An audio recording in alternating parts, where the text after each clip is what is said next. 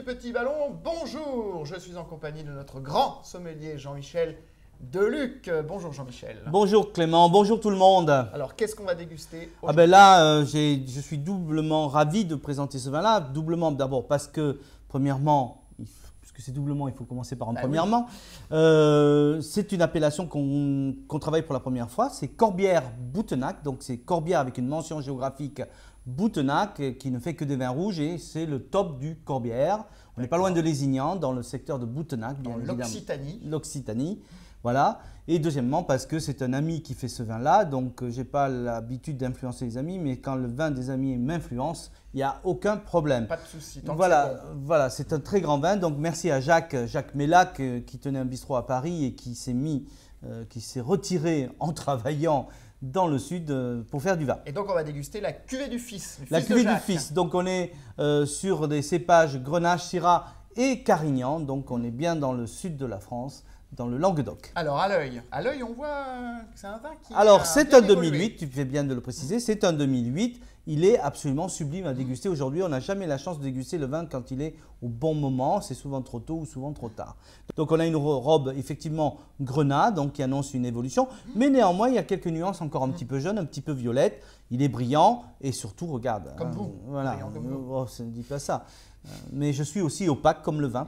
Voilà, donc un vin qui a une certaine épaisseur, donc un vin qui a du caractère certainement. Très bien. Alors au nez maintenant, parce qu'on est impatient. Moi, je trouve ça sublime. Ah oui. Donc, on a tout. On a le côté floral, on a les fruits, mais des fruits très mûrs, confiturés, très mûrs. Donc, on arrive sur cet apogée. Confiture de fraises, confiture gelée de framboise, cassis, mûres. On a des notes épicées, puisqu'on a un élevage en bois. Donc, on a des notes poivrées, etc. Ne pas oublier également le côté un peu viandé, un peu cuir du Carignan, qui donne ce côté un peu sauvage, en plus à l'ensemble du vin. Donc, absolument superbe. Même cacaoté, chocolaté. Donc, chaque fois que tu mettras le nez dans le verre, tu auras quelque chose. On a des notes fumées, tabac, brun également. Oui. Voilà. Donc, à chaque fois, le nez est différent. Voilà, on rajoute des choses. Alors maintenant, en bouche.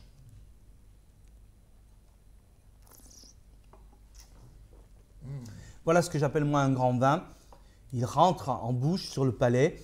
Il embaume d'une manière fruitée extraordinaire, des fruits très très mûrs. Puis il grandit en bouche. On a le côté un peu épicé, poivré, réglissé qui donne un petit peu de relief.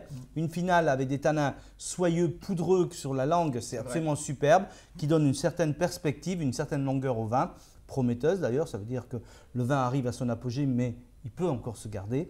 Voilà, et moi je trouve ça absolument superbe. Et on finit sur ce côté un peu cacao, sublime. Voilà un très grand vin.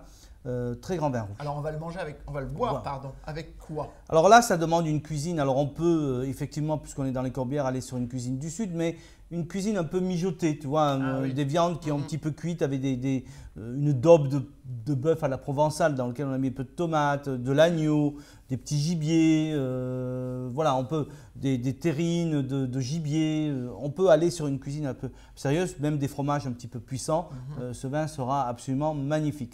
Donc un très joli vin. Et alors comme c'est un 2008 quand même, il y a un enjeu de service. On va le servir à quelle température? On va le carafer? Alors servir à 18 degrés, pas plus. Donc n'hésitez pas même à le mettre un quart d'heure dans le frigo avant de passer à table. Moi je préfère commencer le vin un petit peu frais et qui s'ouvre dans le verre à table. On peut le passer en carafe, mais pas trop en avance, juste au dernier moment, si on le souhaite. C'est un vin qui peut se garder encore 2 ou 3 ans en cave sans problème. Voilà.